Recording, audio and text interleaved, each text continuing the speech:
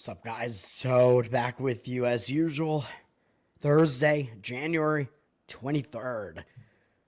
Let's talk about Thursday's card, man. We'll recap last night, I guess, where I went 2-0 with two college basketball plays. Is college basketball turning around for me? I don't know, man. It's been pretty good the last couple of days on a 7-1 run, I think now. And of course, I did kind of steal two of those plays. They both kind of were games that I won from basically the dead, essentially. So it was kind of crazy that happened. Where the first play was pretty much completely dead. St. John's losing the game outright. For much of the game, it was close, but it was like there's no way they're going to cover a 7.5 as a favorite. No, but then it winds up going into overtime, and they played pretty well in overtime. Even in overtime, they had the lead, but not by that much, and then it comes down to, I don't know if it came down to intentional fouls or what, because they even got over that intentional foul threshold there. So I don't know, man.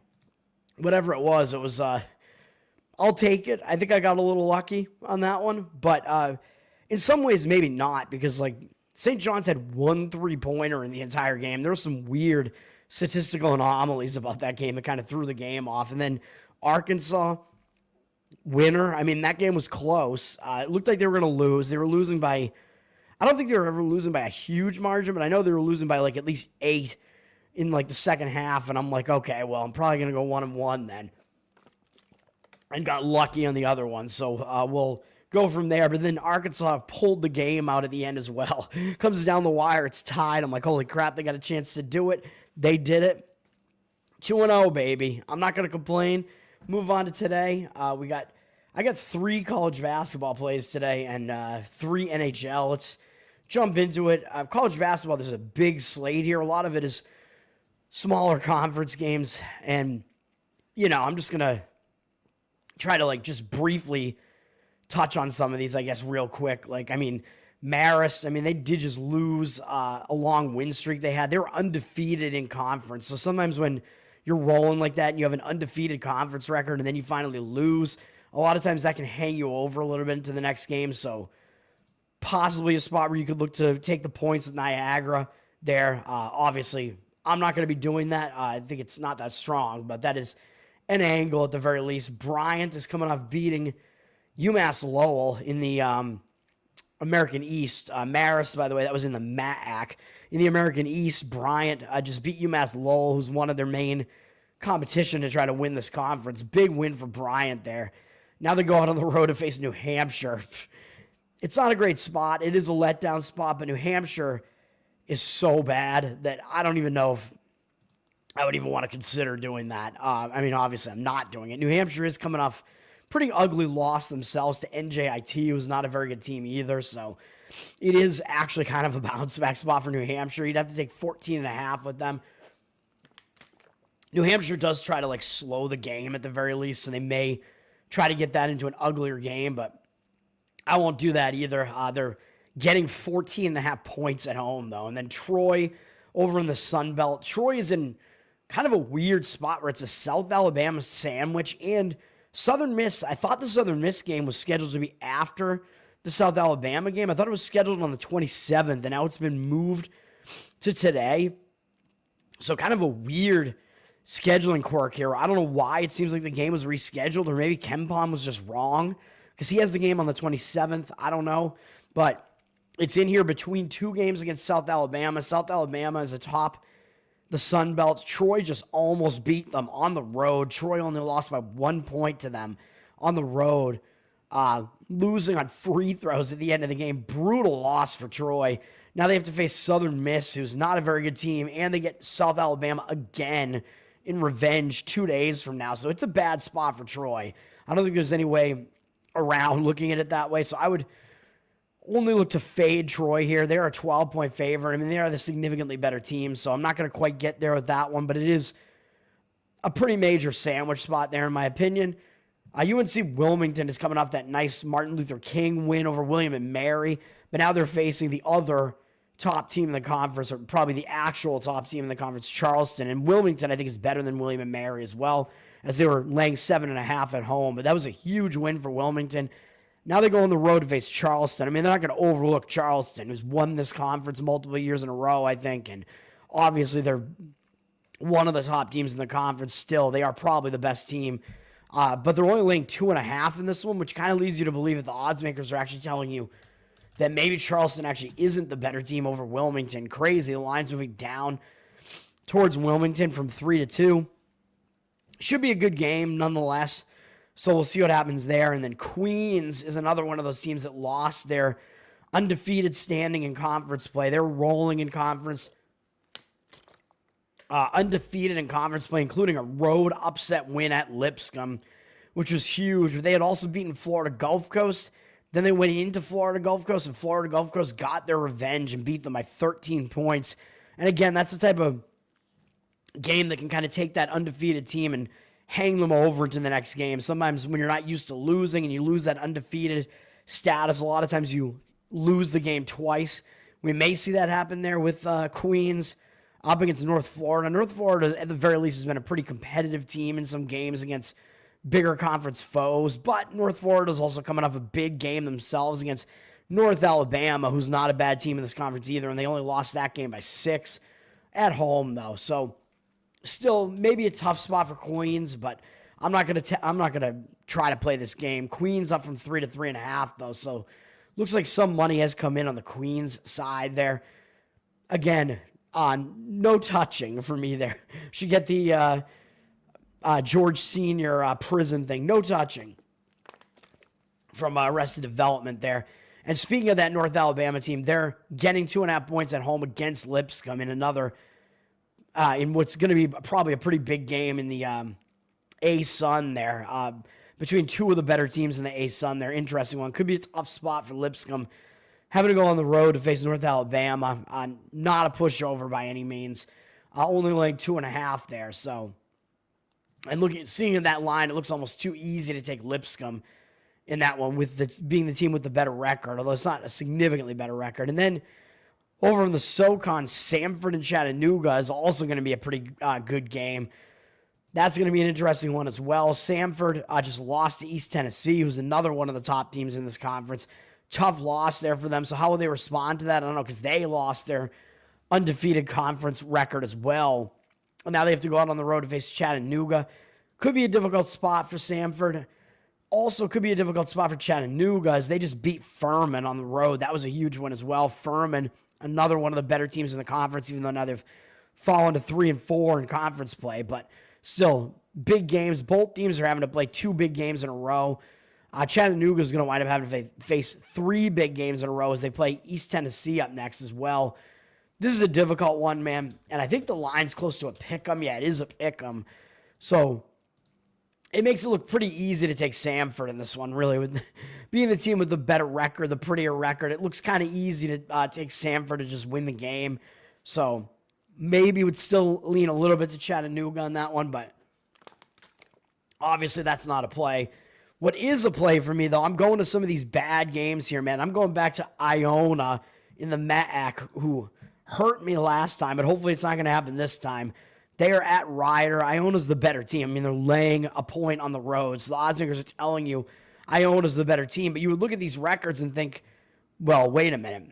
Rider has the slightly better record, and you're giving me a point and a half at home with Rider. Like, that doesn't make any sense.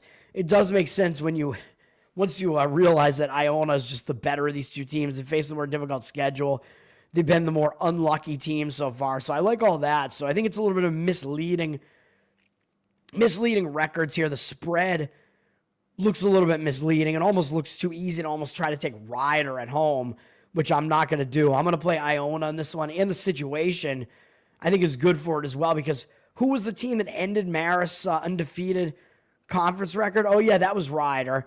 And before that, they also beat Mount St. Mary's, who was up near the top of the conference as well. So 2 big wins there for Rider there. And Rider, not one of the better teams in this conference. And who do they have up after they face Iona? I know Iona's made a name for themselves in this conference. They've been one of the better teams in this conference, but I think they're under the radar right now because they haven't been having a good season. I think they could be overlooked with the way they've been playing. And Rider has Quinnipiac up next, and they're atop the conference completely. So that's another big game. could be a look ahead, and then they do have St. Peter's and then Merrimack after that too. And St. Peter's, although they're down this year, they've been one of the teams that's made a lot of noise in this conference as well recently. And then Merrimack is one of the teams with the best conference records in the conference. So Rider, I think it is a sandwich spot for them. So I think it is a bad spot for them, and you have a misleading line on this one. And Iona, they just bounced back from a couple of losses. They played Quinnipiac really tough, actually, and almost lost them by 1. So that tells you Iona is competitive against the best teams in this conference. They only lost by 5 to Marist as well. Granted, I know both of those were at home, so that's not that great, but still, Iona has been competitive against those better teams. They finally got a win against Canisius, who's a terrible team, and surprisingly, Canisius actually has 2 wins, which they were looking like they might go winless, man. They're that bad. But what I think is the good thing for Iona here is that they got that win to break that losing momentum, so I think that gives them a little bit of confidence going forward, and they can bring that confidence into this game. So I think they have a little bit of nice positive momentum after that win coming into this. You get a nice, easy win to get back on the winning side. I like that. So I like Iona for all those reasons. Then if you look at what KenPom's got going on here, he's got Rider way down to 316th in the country. Some really bad metrics here for Rider.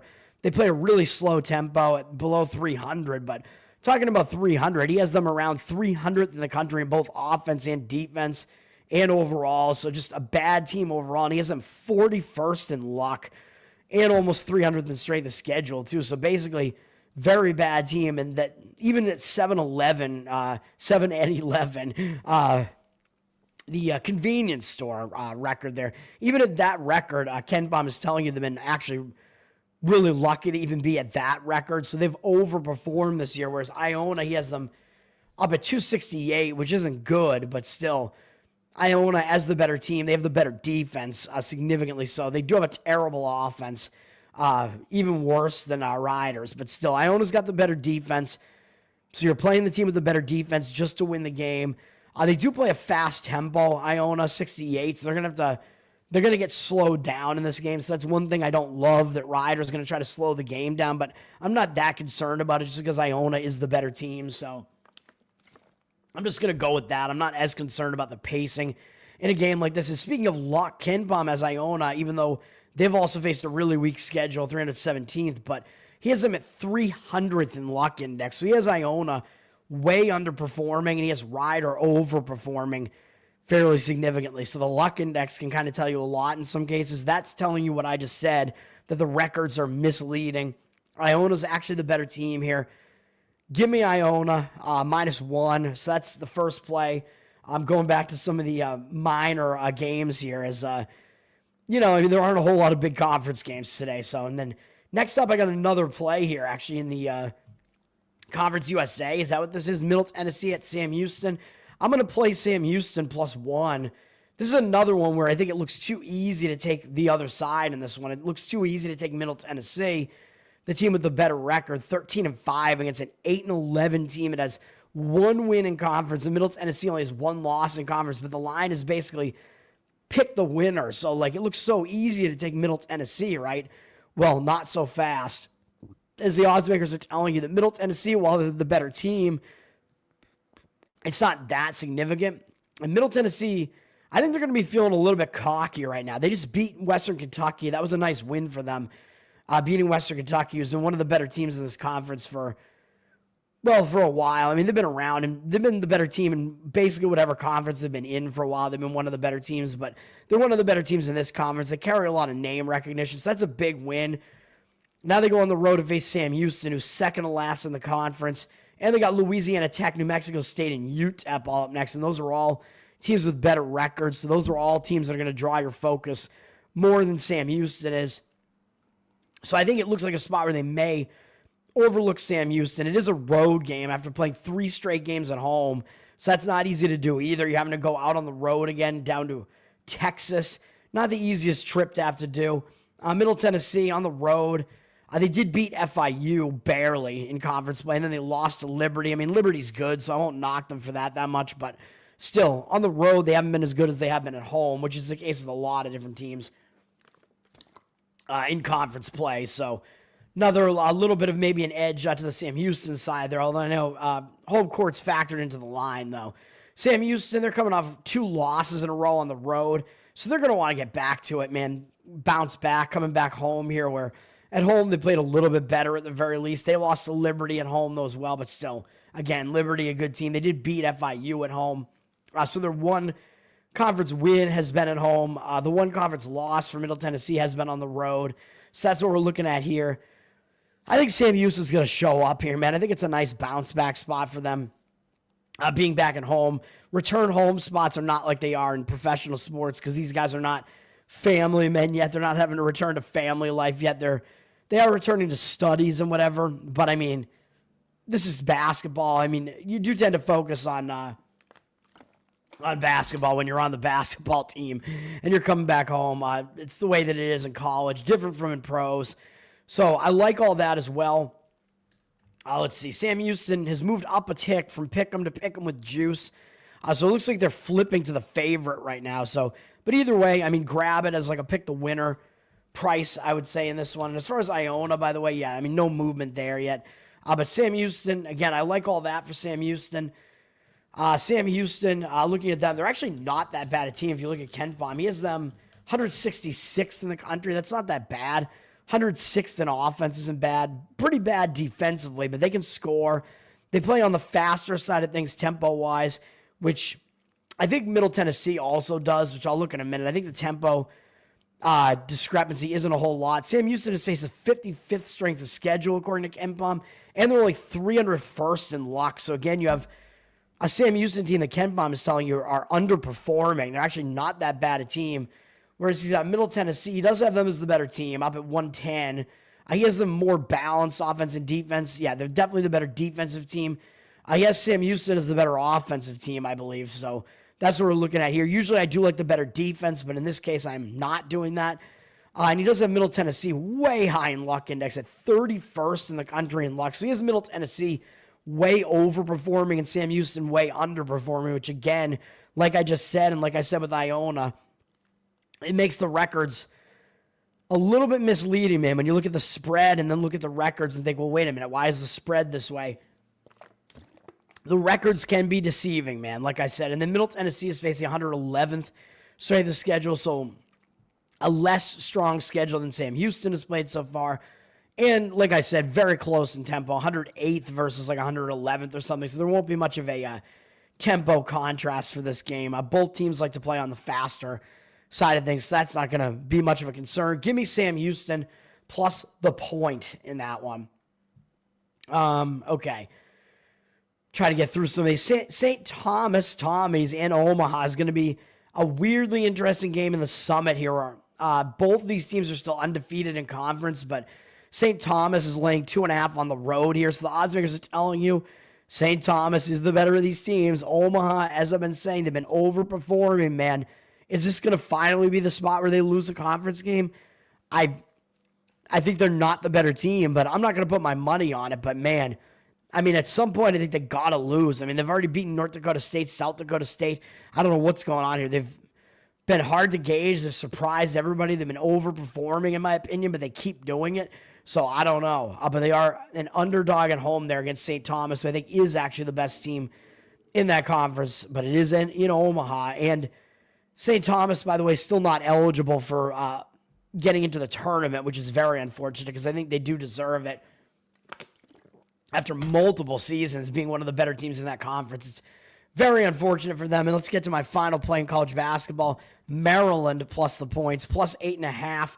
I'm going to fade Illinois in this one, man. This is a sizable helping of points that we're getting here. And I think Maryland's flying a bit under the radar, even though their overall record does look pretty good. The record looks close to Illinois'.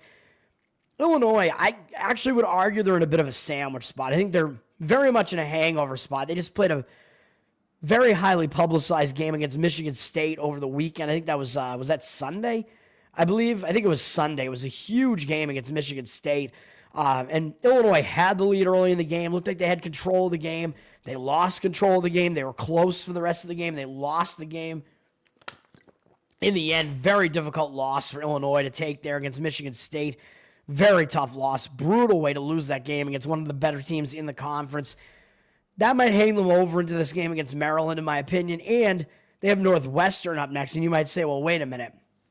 That's not that big a game, right? Well, I think it's bigger than you might think because Northwestern did beat Illinois already at home this year at Northwestern. So Illinois might be looking for a little bit of revenge there, man. I mean, that's a Chicago area rivalry game against Northwestern there. Northwestern is the little brother, but Northwestern got Illinois in the first game this season. So I think Illinois is looking for some revenge in that one. So I don't know, man. Even though Maryland has a good record, it is possible Illinois is not as focused as they should be on this game. Maryland, yeah, I know they're having to come in and travel from being at home, kind of zigzagging all over the place, but they were just here in Illinois. They did lose at Northwestern, I know, which probably wasn't the greatest spot for them, really, but weird that they're zigzagging. They were just in Illinois, had to come back to Maryland. Now they're going back to Illinois.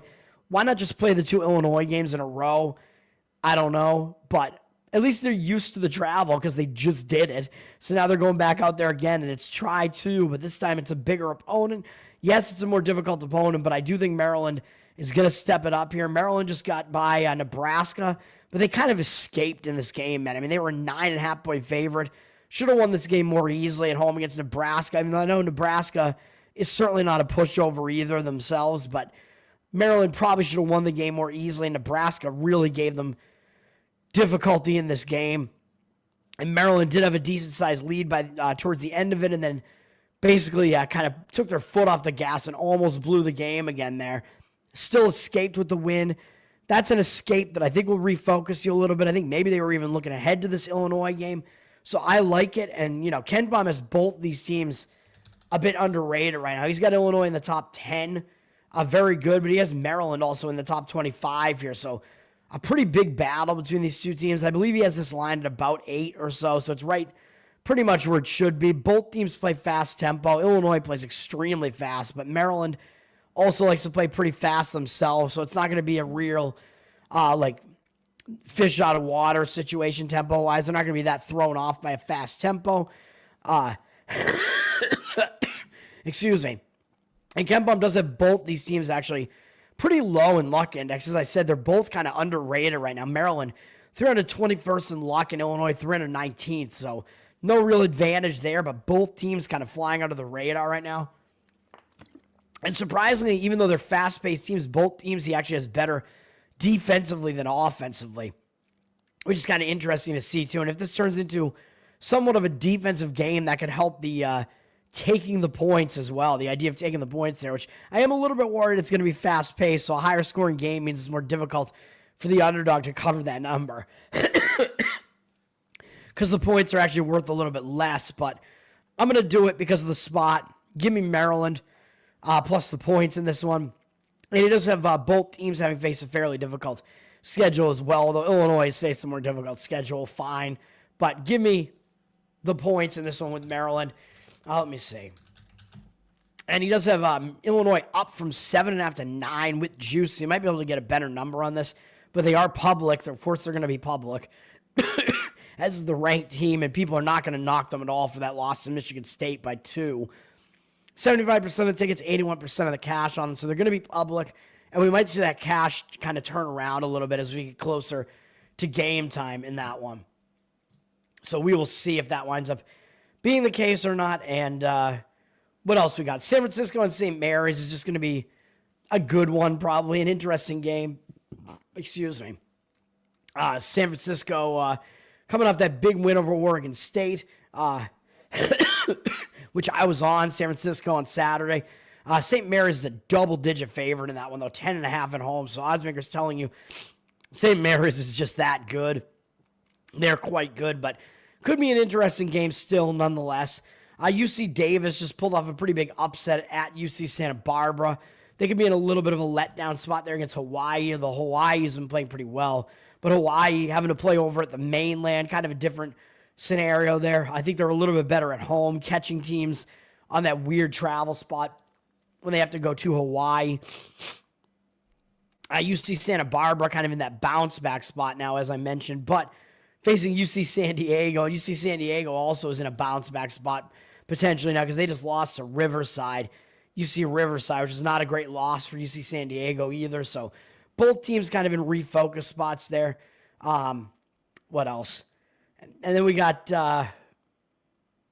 UC Riverside, as I just mentioned, just having beaten UC San Diego. That could put them in a little bit of a letdown spot, but they got UC Irvine right now, so it's not like they're going to overlook the team. It's probably the best team in the Big West, UC Irvine.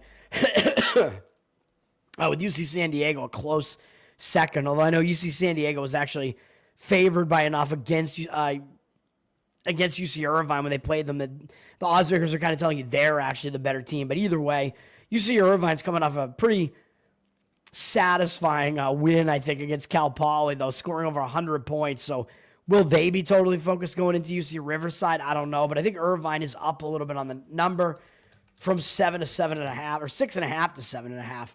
So we'll see what happens in that one as well. And then Washington State Santa Clara is going to be a good one. Santa Clara laying 4.5 there. Washington State not coming off of anything big, really. Santa Clara is coming up beating Gonzaga, which is a huge win. So they could be in a bit of a letdown spot after that. That's a big win, man. Gonzaga, the powerhouse in this conference that is, I think, still probably the best team in this conference, but they haven't been playing totally like it this year. Now, coming off of that, it is still going to be kind of a focus spot, though, I'd have to imagine, because Washington State's also a big opponent, a former Pac-12 team that's just joined this conference, so I don't know. And maybe not an easy spot for Washington State to have to go to Santa Clara when they're not used to having to play, so weird handicap there. Santa Clara's up from 4 to 5 there, but obviously I'm not going to try to play Santa Clara in a letdown spot off of beating Gonzaga. Let's go to hockey. We have a big hockey slate here, man. My Boston Bruins played yesterday and got crushed by the New Jersey Devils. So does that mean they're going to be in a bounce-back spot? Maybe. And maybe they're looking for a little bit of revenge because they did just lose in a shootout to Ottawa a few games back. Ottawa just got crushed as well by the Rangers, though. So they could be in a little bit of a bounce-back spot as well. So I'm not going to touch this. And with the Bruins on a back-to-back, I don't want to do anything with this. Ottawa's up from 105 to 119, minus 105 to minus 119 on the road. 81% of tickets, but 50% of the cash on Boston. So, I don't know. It looks like the cash disparity is actually on Boston. I don't want to touch it at all. Detroit is returning home from a road trip, so I don't want to touch Detroit in a spot like that. As I always say, you return home from a road trip, tends to be a little bit of a distraction spot there. You have to get back to home life. Even if you did bad on the road trip, it's still a little bit of a distraction returning back home a lot of times. You've been away for a week. You got to get back to it. You got to get stuff done at home and try to focus on hockey at the same time. But then again, Montreal just beat Tampa Bay, which is a big win. And now they have this weird one-game trip to Detroit. And up next, they got New Jersey and then Winnipeg and then Minnesota. So bigger games all surrounding this. So unless you consider this a big game, just because I think this is an original 6 matchup here. So I don't know. It's a tough gauge. Both teams are in bad spots. Detroit sitting at minus 120, 64% of tickets and only 60% of the cash. So the cash a little bit against Detroit in that one. All right.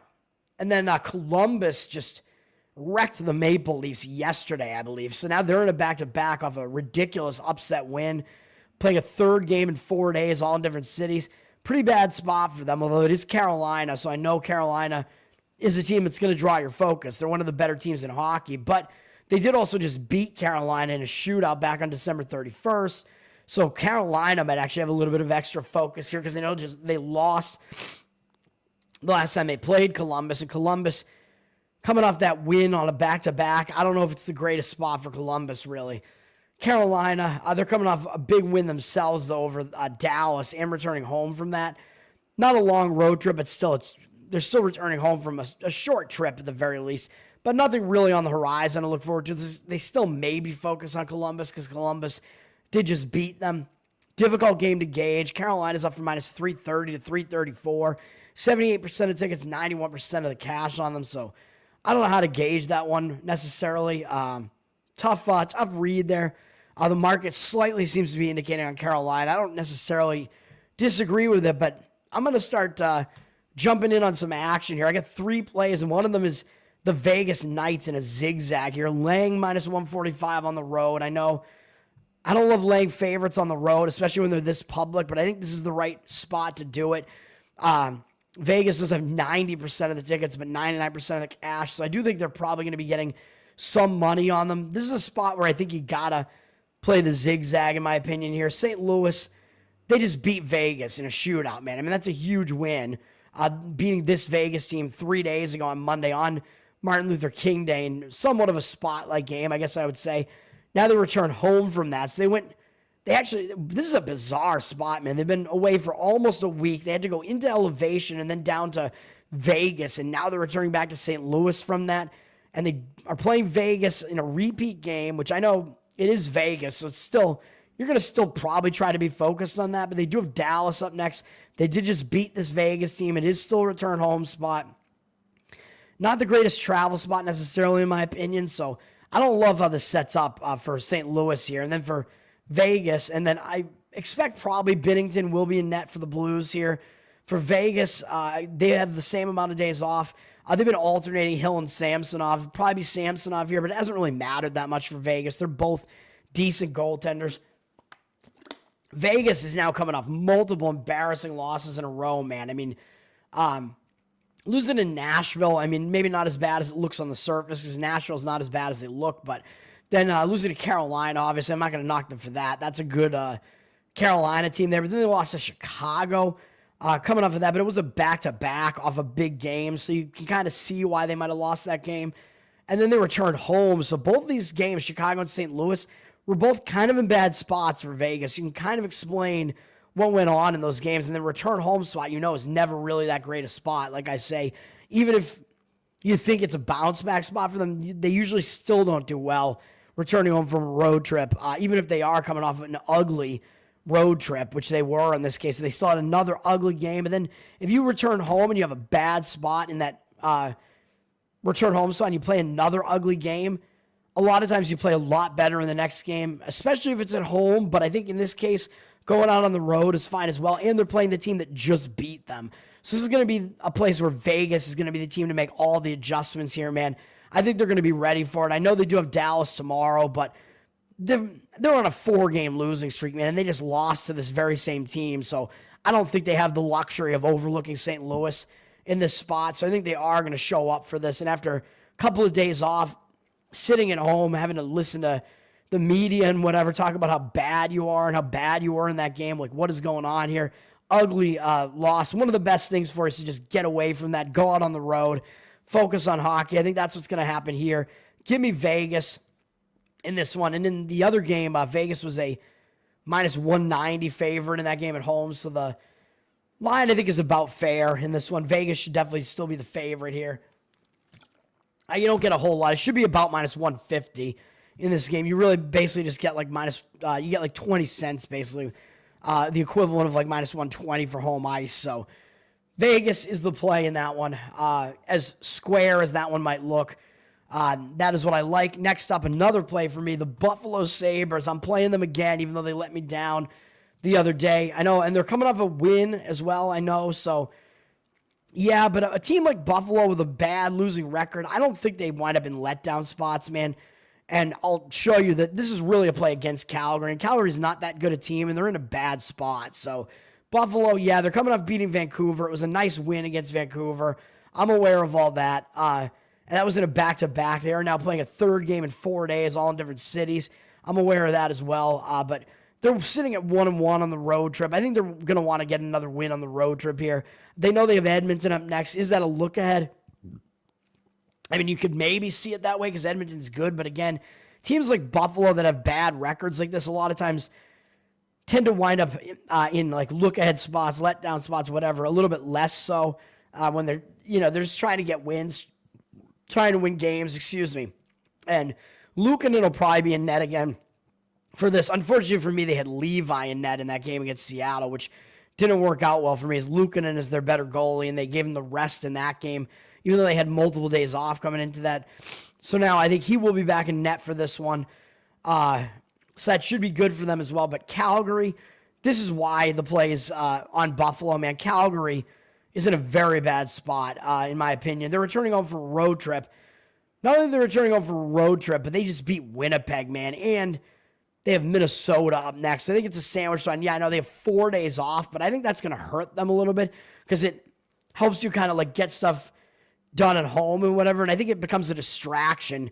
And this is like the only game they have at home, and now they have to go out on the road again after this, face Minnesota, and then Winnipeg again, and then Washington.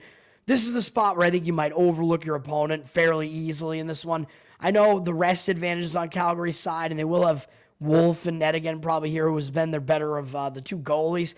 But still, it's a return home spot. They've been away from home for over a week, basically. They're getting stuff done at home, and a lot of times when you have extra time to do that at home, you get settled in, and it can cause you to be unfocused even a little bit more. So I don't like how this sets up at all. And on top of that, like I said, I think it's a bit of a sandwich spot. The line's down on Calgary from minus 135 to minus 126. I think they're probably going to be public as well because they have the better record. Line moving down on them a little bit. I'll take Buffalo. Buffalo, at least with that win over Vancouver, Buffalo also has a little bit of momentum coming into this, even though their rest spot is not as good. So give me that one as well. Speaking of Vancouver, I mean, this is going to be the second suspension game here with McDavid suspended on Edmonton, and somebody is suspended on Vancouver too. I think Myers, is that his name? I forget. So a couple of suspensions coming on here, and this is going to be revenge for Edmonton as well because they lost that game where the suspensions were handed down 2 games ago against Vancouver. So a lot going on in this game. Edmonton will be looking for revenge, quick revenge in this one. But they did just play a tough game in between the two against Washington as well. So maybe not the easiest spot for Edmonton. But I did also say I liked Washington in that one because it was kind of a weird spot for Edmonton coming off that really crazy battle against Vancouver.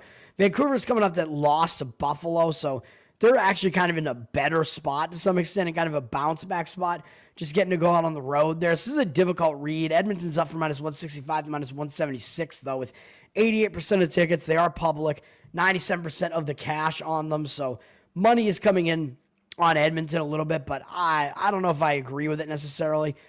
Tough read there. But again, it is quick revenge, and that is going to be a decent motivator, especially when that game was a brutal physical game. These two teams just hate each other, so we'll see. And then my final play is on Anaheim, plus the money there. Pittsburgh, I think this sets up pretty bad for Pittsburgh, man. Pittsburgh just caught the Kings in like the perfect spot. They caught the Kings in a return home spot. The Kings were returning home from a road trip. Bad spot for the Kings. And Pittsburgh was able to take advantage and win that game. Big win for Pittsburgh. Now they're coming off of that, and they've sat around for a couple of games. I think this is where the letdown comes in. I think it is a letdown spot. I know it's not really that much of a bigger game up against Seattle, but Seattle did just beat Pittsburgh on January 14th in their own house in Pittsburgh. So maybe they will be looking ahead to Seattle a little bit for a little bit of quick revenge because Seattle did just beat them. So that could be the case. So maybe it is actually even a sandwich spot here in addition to it being the letdown spot. Anaheim, on the other hand, I think they're in a bit of a bounce back spot here. They played a tough game against Florida the other day, but still, I mean, what can you do? I mean, that was a long road trip return. I mean, they've been away since January 9th. So they were returning home from being away for like 10 days, basically, going all over the place. Anaheim, that was a really difficult spot in the return home spot. They had an ugly game. I know it was against Florida, but still, bad game, losing to Florida. And this is the type of spot where, again, like I said, when you have an ugly game in that return home spot, you tend to do a lot better in the next game. You refocus on hockey. You have your stuff done. You got your stuff done at home. You got that stuff taken care of and put out of the way. Now you can focus on hockey again. Tends to be a better spot. Give me Anaheim plus the money in this one. Anaheim, Pittsburgh's down from minus 145 to minus 144. A little bit of reverse line movement coming in against the public. Pittsburgh with 70% of tickets on them, line moving against them, and 50% of the cash on the other side on Anaheim. So give me Anaheim in that one.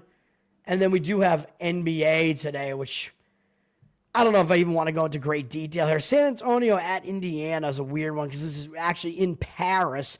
So I actually like the Spurs in that one a little bit because Indiana went into that game on more of a roll. I mean, they only had one loss in this recent stretch. They've been on fire, and it was to the Cavs. But what's something that might cool off a hot team? Well, a weird travel spot could easily cool off a hot team, man, and that might be the case here. And the Spurs are coming into this game playing some real ugly basketball, so I think a trip might help them just forget about what was going on and refocus on basketball. So I think both teams might have their momentum disrupted having to go out to Paris here, and that would be a positive for San Antonio, breaking their losing momentum, and for Indiana, breaking their winning momentum. And the crowd is going to be behind San Antonio, man, because they got Wemba. He is the French guy, so the crowd is going to be rooting for Wemba in this one. So San Antonio is going to have a bit of a home crowd there as well. So if I was going to play that one, I would grab the points with the Spurs in that one. And the line looks too easy to take the Pacers almost too. It's up from 2.5 to 3.5. Pacers was 61% of tickets, but only 53% of the cash on them. So we'll see what happens there. What else? Some of these games are just not that interesting to me, man. I'm sorry, but I also have to get out of here. Dallas and OKC. I mean, I kind of like OKC to get the revenge in this one, a quick revenge. I mean, Dallas just beat OKC. OKC was coming up that great win against the Cavs. So, I mean, that was and it was a back-to-back, and OKC wound up benching SGA, so arresting him in that game. So that was a perfect spot to fade the Thunder in that one. Now, this is Dallas still without Luka here. Dallas is coming off a barn burner against the T-Wolves, which I think was yesterday. So this spot does not set up well for them at all. Third game in 4 days, all in different cities. And they got Boston up next, and they haven't played them yet this year, I don't think, and that's finals revenge. So they might not be in a spot where they're going to be totally focused on OKC, as weird as that sounds. And OKC has some momentum coming into this one as well. So I would look to lay the points with the Thunder in this one. They're up from 11 to 13, 70% of tickets, 73% of the cash on them. And I think that's basically all the games I kind of wanted to run down here, man. And then Boston at LA. Boston played the Clippers last night and won in overtime. So it's not a very good spot for Boston. Back-to-back off an overtime game, only laying 4.5. I would be a little bit worried about my Boston Celtics tonight. So that's going to do it. Tower Game Toad, patreon.com/Tower Game to support the podcast that you love. That's going to do it, man. And peace out. Thanks, guys.